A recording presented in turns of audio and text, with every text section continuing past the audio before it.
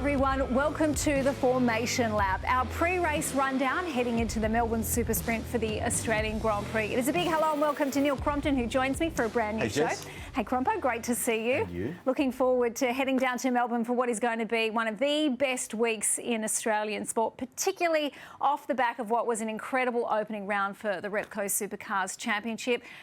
That Saturday night race has to be the best way to start a year. It had everything. It was supercars at its absolute finest, an outstanding success all weekend. The cars looked awesome under lights. The new tyre worked pretty well.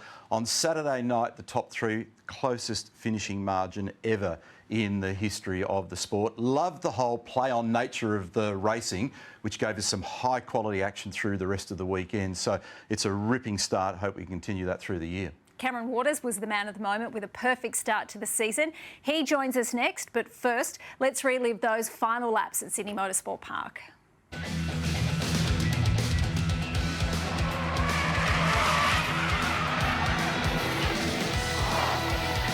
going, mate, keep going.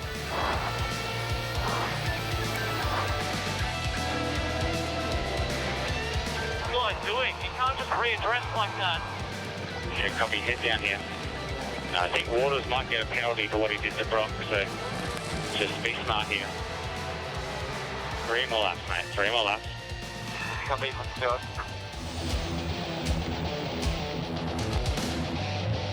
One more, mate, you got this, you got this.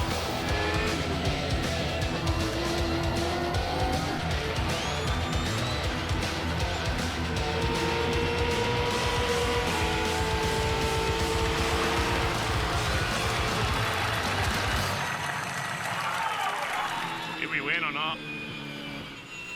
Yeah, mate, we got it. Yes! Woo! You! Yes! 0.03, mate, 0.03. Yes! Yeah, awesome work, mate, awesome work. Mate, I don't know who got that one, but I'll go check. yeah, he got it because he tipped me out at the last corner. He did it all the whole stint. You know, Broc did an awesome job and so did Coombe. It was definitely cool racing. That's what the fans want to see, so they put it on. That was absolutely as good as it gets. 3 poles, 3 wins, clean swept the weekend for maximum points. Cameron Waters joins us now on the line. Hey, Cam, tell me, have you put the popcorn in the microwave, sat back and just relived that entire weekend? Yeah, g'day. Thanks for having me. It's pretty cool watching that again. I was getting excited. Yeah, what a cool start to the year for us at Tickford Racing, and yeah, to have a weekend like that was obviously very special. Where do you rank that in the family album, Cam? I mean, that was all-time. You know, I know. Doesn't happen in motor racing very often. 3 poles, 3 wins, 3 fastest laps. Perfect score. Yeah, I'd probably my best weekend, I think, being a main series driver for sure. When you're there and you're living it, you don't really think too much of it because you know you've got another session coming up or something else to think about. But you know, on reflection, it's yeah, right up there. It's one of the coolest weekends I've had.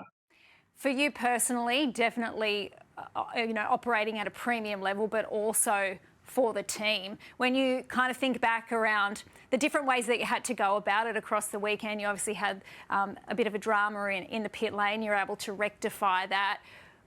You made contact, you redressed. You showed a lot of maturity in your approach, but I thought the team also did in terms of the pit stops and the way they went about it through the course of the weekend. When you, I guess, take a step back, do you think that was the best performance the team have ever put in as well? Yeah, I think to have a weekend like that, it's a collective, isn't it? It's you know, the team have got to roll out a fast race car. You know, I've got to drive it well. You know, my feedback to the engineer. The engineers need to, you know, change the balance according to the, you know, track conditions, pit stops. It's not just one thing. It's a collective. So you know, it's really just all the hard work my team have done in the off season. Really has you know, given us that result. For us now, it's all about, you know, making sure we can keep that up through the year and be fast at all different tracks and just keep improving. Giant turnaround by comparison to the commencement of 2024, Cam. Well documented. We all knew that you went through a pretty hard time at the start of last year. Have you guys made obvious gains with the car, or was it more a combination of just things clicking together with the new tyre and just that weekend, or have you made progress through the championship season into our brand new one? Yeah, I think through last year we learnt a lot about our car and what we needed, and got better and better through the year. And I think having an off season, being able to reflect on everything and work out what we did good and bad was really beneficial for us. And not just that, we had a really good test day at SMP. I felt like probably 3/4 of that day was a waste of time being on the old tyre until we put the new one on and found a few things, which was really good. And, it really helps, I guess, set up that whole weekend as well. So it's not just one thing. It's, a lot of hard work in the background, which, we just need to keep that up now. A couple of things really stood out for me at SMP. One, your situational awareness to manage the high-speed Tetris from the dive bomb at turn 4 and then the whole weave and dodge through 5 and then ultimately 6. I mean, we were breathless trying to just keep up with it. God knows what it was like inside the cockpit. Yeah, there was a lot going on, wasn't there? I didn't make it easy for myself, but I thought, it was probably best to try and readdress. And I knew I had to try and keep Will behind me, which, he wasn't too pleased about, but bugger him. We managed to get it sorted and continue racing. And, it was a really cool battle with both those cars. And obviously just great to come out on top. And on Saturday, just continuing the theme, honestly didn't think that you were going to get it done out of the final corner. And then that whole side draft act to get there by the narrowest of margins, mate, was just insane. I walked up to you after the race meeting and went, wow. Yeah, I knew I was quite strong those last 2 corners, so it was all about just trying to get a little bit of overlap before that last corner. I knew I wasn't going to get it done into the last corner, but I just wanted to, I guess, buy myself a ticket to the front straight being beside him, and managed to do that. And the side draft did wonders for me. It worked probably better than I thought it was going to as well. We were all raving about it. I know the fans have been raving about it. There were 2 Red Bull drivers that I don't think were so happy about it, but the play-on nature of the call by the ref, I think, had everyone in raptures. What was it like from your point of view, but also how does that, I guess, set the tone for the rest of the season? I guess it was awesome that they allowed us to play on, and had the incident with Broc at turn 4, and I think the other part of that is Will was 5 seconds back before that point, so it was really just a Broc and myself fighting it out. So once I kind of could readdress and got Broc back in front, I think they saw it as a pretty good game on, play on, which was great.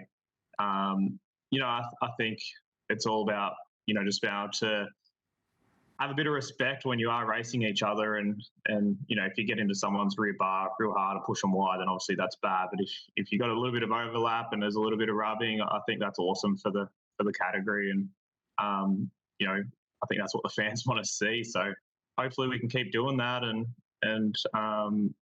keep putting on a show for all the fans. I want to talk about the AGP in a tick, but just one final theme on SMP. It was a ballsy move to make the strategy play that you guys did when all of a sudden you were going to follow into the lane and then Sam decided to keep you out. You went back, I think, the best part of 9 seconds. I said to Sam, wow, that was pretty wild to be able to dig out of that one. You were actually, your comment on the radio was a bit, what are we doing here as well? I cleaned that up, by the way. We had to do something different. If we followed Broc in and come up behind him, it was going to be a hard old slog to try and, get back in the dirty air. And, it was good to do something different. And, hats off to, Potsy and B-Rad for rolling the dice and putting the necks on the line to get me a bit of a tyre advantage. But, when I come out behind Will and Chaz, I wasn't too pleased. They didn't think we were going to end up back there. We were meant to come out in front of them, but we had a slightly slow pit stop, which caused that. But it all paid off. Sure did, and that explains the wild scenes that we saw in the garage at the end of that one. The team were off their faces, and understandably so. It was such an awesome moment. And I just love that you didn't even know you'd won the race. You actually had to ask over the radio, so did we win? And they went, yes, mate, we won. Have they actually stopped celebrating yet? It's obviously awesome to see their reaction in the garage. It shows how much it means to them all. And Yeah, sometimes at some tracks they move the start-finish line was first where they start the race. So I wasn't sure if maybe they'd moved it, so I didn't want to get too excited in there. But yeah, they were too busy celebrating to tell me. It was a nightmare to call. I mean, it was just an epic race. It was so much fun. But in the end, I think all I felt like I wanted to do was a teenage scream. It was because it was just, it's as good as motor racing gets. You should be really proud of that one, Cam, and the whole weekend. It was really cool. It was awesome. Yeah, no, thank you. It was an awesome weekend, and just eyes forward now to AGP. Yeah. Now, I've got a bit of a stat for you. 11 drivers through history have dominated the opening round of the weekend, and 7 of those have then gone on to win the championship. So that stat definitely falls in your favour after what we saw at Sydney Motorsport Park. What's important now to go on with it? You're leading the championship. We head to Albert Park next. You've been on the podium there, but you've never actually won a race. So how do you go and continue that dominance? Yeah, it's obviously a great start. Obviously, this year it's a little bit different with the finals as well. But for me, it's just focus on each race meeting as it comes and make sure we've got fast cars at every weekend. And if we can do that, then we should be in a good position come the finals. But, you know, AGP, I really like racing there. It's a challenging weekend. It's such a long lap. Qualifying super important. And, you know, you need to have a really good race car as well. So last year we qualified well, just didn't have the tyre life. So I think, you know, we've got some ideas around that, but we just need to get there and be aggressive like we were on the weekend and go win some races.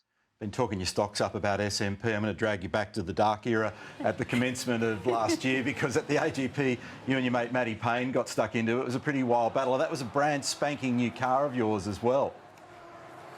Yeah, I was probably more upset about it being a brand new car and being in the wall than anything else. But you know, Matty and I, we didn't mean it, and you know, we've moved on since then. But I think you know, we qualified well last year. Like I said, just didn't have the good race pace. So this year it's all about making sure we've got good race pace and making sure we don't have to race people and end up in the fence like that. We enjoyed your sharp interview with him at the end of it, and so did the crowd. That's put a bit of vigour in the whole show. That was good. yeah, it was okay. What did you say to him? Was it just, what are you having for dinner tonight? Yeah. And why don't we get together? Catch up for a coffee later? I think I just said, yeah, you owe me a beer or 10. But yeah, that'd be a fine now. So I might have to pull back my my emotion a little bit. We loved it. It was awesome. The passion. What's it like to share the stage with Formula One down there at the Australian Grand Prix? It feels like that event just gets bigger and better every single year. Yeah, it's an amazing weekend, isn't it? And awesome to have F1 there, been on that bill. Obviously, a lot of those guys actually like supercars, which is cool. So, yeah, it's a good weekend. Probably the best thing for me, though, is I get to stay in my own house and get to sleep in my own bed. So that's a big bonus. It certainly is. Cam, great to catch up. Congratulations once again on an epic weekend at Sydney. We look forward to seeing you down there at Albert Park. Cool. Thanks, guys. Thanks for having me. See you, mate. And his confirmation of how they rank in terms of the championship heading into round 2. Waters holds a 60-point buffer over Will Brown. Chaz Mostert in third, 65 points adrift of the leader. Feeney and Payne make up the top 5, 100 or so points further back. And of course, Tickford are sitting in the #1 position for the team's championship, and they will want to hold on to that. Neil Crompton, Red Bull Ampol Racing team in second there, and Walkinshaw Andretti United rounding out the top 3. It is time for a quick break here on the Formation Lap. When we come back, we're going to preview the Australian Grand Prix. G'day. Have you downloaded the Supercars app yet? Stay up to date with Supercars news and follow the race with live timing. Plus, get exclusive access to ride along with us with the shotgun feature. Download the app today.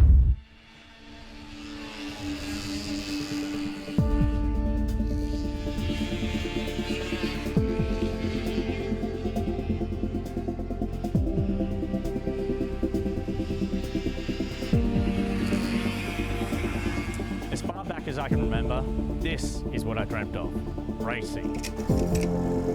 Anywhere, anytime, in anything. All I wanted to do was race. Well done, James Courtney. I got my first kart when I was 8 years old. I'd seen Ayrton Senna on TV and instantly wanted to be just like him. From karts in the Western Sydney to the serious circuits of Europe, I'd chased it all. collecting as much silverware as I could along the way.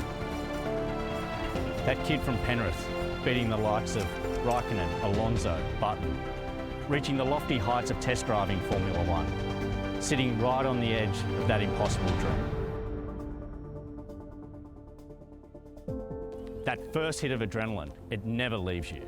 The ritual of pulling down your visor, tightening your belts and rolling out on track, it never ever gets old. The pure exhilaration as speed and force assaults your body.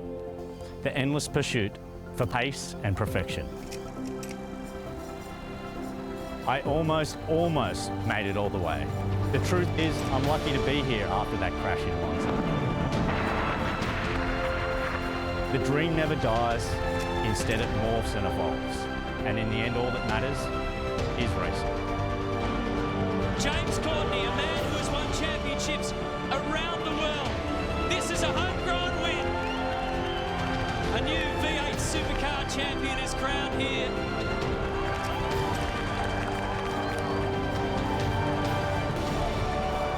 So many dream and so few make it. But if by some miracle you arrive here, nothing and no one will stand in your way of realising that childhood dream. Welcome to Albert Park.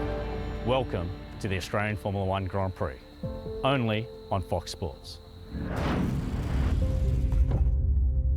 One of the greatest weeks in Australian sport is upon us. The Australian Grand Prix, Formula One and Supercars sharing a stage at Albert Park.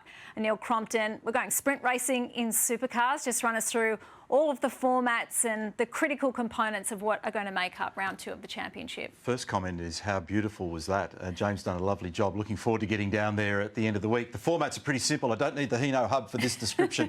We've got 4 races. We've got a pile of supercar action all weekend. Starts with a really busy Thursday, a couple of practice sessions, a couple of qualifying sessions and a race in the late afternoon. They're all 19 laps Thursday, Friday, Saturday. Saturday we have another couple of quali sessions again, and then Sunday lose a little bit of time and it's a 14-lapper for 80 kilometres. But you know what I love about it? Last year it produced some of the best racing, and there's nothing cerebral about it. There's lights, they go out, 24 blokes go flat stick to the checkered flag and we figure out who wins. Can't get any better than that. Yep, it's rip, tear and bust That's at Albert Park, isn't it? And one man who was so good at that last year, of course, was Broc Feeney. A pole and 2 race wins. He's on the line. Hey, Broc, it was a happy hunting ground for you down there at Albert Park last year. How do you go down there and do it all again? Well, hopefully just the same as last year or the last couple of years, to be honest. It's been a really enjoyable event, I think, for me. I remember my rookie year, it was pretty flashy, you know, going to an F1 and having all the distractions. But to be honest, it's probably one of my favourite events of the year. And as Neil said, the racing's probably as good as it gets. It's probably the best track to actually race on for a supercar. You got super wide corner entries, you got big braking zones, and yeah, I've been lucky enough to stand on the top step of the F1 podium there, which is super special. And you clicked with the place straight away, Broc. 2023, the youngest driver in the history of the sport to generate a pole position. That's a proud achievement. And every year that you've been there in your relatively short career, you've excelled. What is it about the place? Why do you like it so much? Yeah, I suppose you don't really know. But, you know, I've clicked with it ever since I've been there. I seem to go pretty good at the high-speed tracks, you know, with a bit of flow in that. And I think that really suits my style. But it's a super high-grip track. We've been really strong there the last couple of years. So certainly coming off the back of Sydney, the team's got a big focus to try and bounce back at the Grand Prix. And I certainly got all the faith that I can go there and qualify on pole and win races. And that's what we plan to do. Take us inside your own personal debrief for round 1. I know you left Sydney Motorsport Park feeling frustrated and a little bit disappointed. What were the areas that you were able to pinpoint, and how do you bounce back? Yeah, I think if you look at it as an overall perspective, we actually did a pretty decent job. We just didn't have the results to show for it. I think Sydney was a really weak round last year, and to be honest, it has been in my career. So I actually still got my first podium at Sydney, although it wasn't what we wanted. We rocked up. We got 3 front row starts. We were the closest one to Cam all weekend. We had a kick up in every single race. We had something go wrong in every race. So that's what we need to focus on, is limiting our mistakes. But I think we had good pace. We didn't have the pace that Cam did, but comparison to the rest of the field, we were quite strong. For those that just need the finer detail to track exactly what happened, it was as though you'd walked under a ladder. I'm not sure that I'd even describe them as mistakes really, Broc, because the reality was a puncture's a puncture unless you did something wildly wrong in the first race. In the second race, there was the whole business of the dive bomb and the redress and all the rest of it. And then your former teammate got you in the third race. So those things are somewhat out of your control. I presume that's the way you're looking at it. Yeah, it is. I mean, obviously everyone's been saying, like, how many black cats did you run over? But, you know, I've got to look at it and say, how can I do it differently? What would I do? Obviously, there's lots of reflecting, and me and my engineer went through quite a lot of different scenarios. Unfortunately, there's probably, you know, especially on Sunday's race, I don't think I would have actually done anything different if I was put in the same situation. Whether that's good or bad is another thing. But, you know, I've obviously reflected on the weekend. I could have done a better job on Friday night. I probably could have done a little bit better job on Saturday night, and Sunday was Sunday. So, yeah, for sure. As I said, we rocked up. We got 3 front row starts. We were one of the fastest cars all weekend. We got in a bit of biff and barge on Saturday and the same on Sunday. So there's still plenty to be proud of. But, yeah, I'm not rocking up at the races to walk away sad every weekend. I want to go there and win. Was there any post-mortem analysis of what happened on the first race with that puncture? Did you drop it off the edge at turn 3, or did that happen somewhere else and that just happened to be where it popped in the end? No, I did drop off the edge at turn 3. You know, I was extremely unlucky. Normally, if you drop a wheel off, you can stay off the track there and it actually doesn't cause a puncture. But what happened was I knew I was pitting and just had a slight snap on the exit, and the rear wheels dropped over but come straight back on and punctured it straight away. So at the end of the day, that's my mistake. That's just what happens when you're playing with millimeters. But, you know, that's something that I've got to learn from, but I shouldn't be making those mistakes. But that's the consequences at Sydney. You know, at a straight track, you can hit a wall. At Sydney, you can drop off and, you know, it's about a foot deep. Unfortunately for me, I got to watch the whole race of people running off the track there. I reckon nearly every car ran off the track and I was the only bloody one to get a puncture. So that was my luck that weekend, but we'll try and fix that next time out. The whole notion of the redress has been a hot topic for debate since Sydney Motorsport Park. How are you feeling about that? And I guess the play-on mentality of the refs as we head into the rest of the season, how does that set the tone? Yeah, that's the big one. I think all of us drivers are just trying to understand where we're at with everything. Obviously, there was the first incident and then also the one going onto the front straight. So I think for us, we just want to understand what can we do and what can we get away with because, you know, probably don't think, and I think everyone agrees with me, probably wouldn't have got away with it maybe last year. So we're just trying to understand where we're sort of all at. For me, obviously, I reflect on it. You know, think about what I could have done better. But, yeah, Sydney's in the past now. You can't change anything. You just got to look for what you can do better in the future and if I get in the same situation, what I'd do differently. So, yeah, I'm sure we're all just trying to figure out where we're at. But, yeah, I think it probably showed there's going to be some pretty hard racing this year, but as long as it's always the same.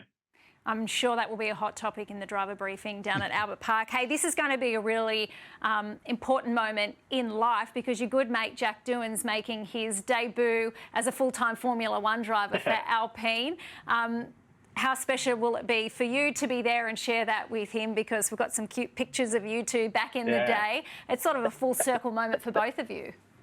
Yeah, a couple of Justin Bieber haircuts going on there back in the day. That was super cool. We actually, got to drive our go-karts around Albert Park and I beat him, you know. It obviously wasn't a race, but I made sure I beat him. But it's unreal. I mean, to see him lining up for his, you know, first proper race, obviously did Abu Dhabi, but to do the Australian Grand Prix as your first proper race is going to be awesome. So, yeah, I'm obviously super proud of what he's been able to achieve and can't wait to see what he can do this year. But I probably saw him over the break that we had, but looking forward to catching up this week and hopefully spending a bit of time Hopefully I don't get kicked out if I'm hanging around the Alpine garage or vice versa at the Red Bull garage, and hopefully someone can get me a ticket to get in there. I'm sure they will. I know he'll want to have you there because you guys have a really special friendship that's carried on right from the early days as young whippersnappers to now. It's been great to catch up with you, Broc. Thanks for joining us here on the Formation Lap. We'll see you down at Albert Park.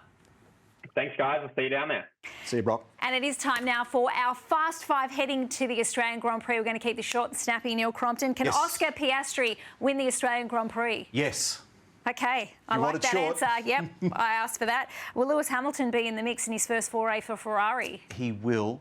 He's managed to bump up the stock price pretty significantly and the media coverage. Now he just needs to bolt the results to it, but he can. We can't wait to see him in red down there. Any advice for Jack Doohan on JB in Melbourne? It's just Big what we're talking moment. about. Enjoy it. It's just such a magnificent thing for anybody with a helmet to achieve, to be in their home Grand Prix.